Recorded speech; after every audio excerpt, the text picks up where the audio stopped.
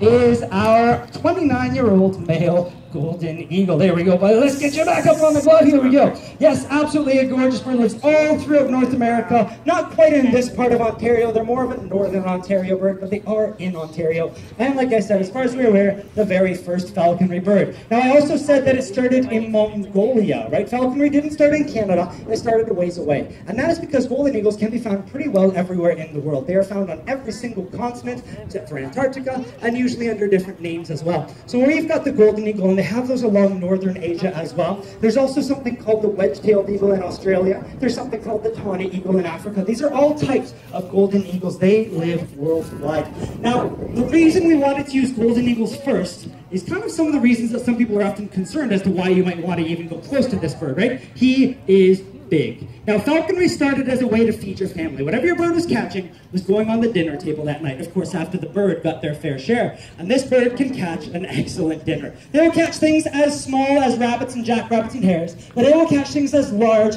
as foxes, as young coyotes, as mountain goats, and even small species of deer.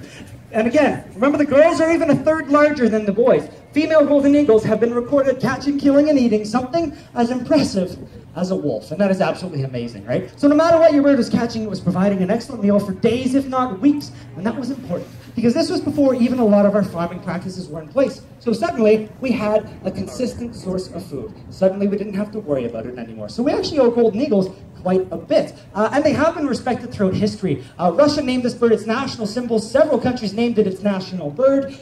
Mongolia holds golden eagle festivals every single year. Even here in Canada, First Nations communities revere this bird. They have been given respect, but they're also fairly important to us as well, because they're at the top of the food chain, and that means everything in an ecosystem works its way up to these birds. So that means they can tell us how our environment is doing. And when birds of prey start disappearing, that's when we know we have issues and we need to make some changes. And we've seen this happen before. Who remembers or heard about or read about the disappearance of the bald eagle across North America?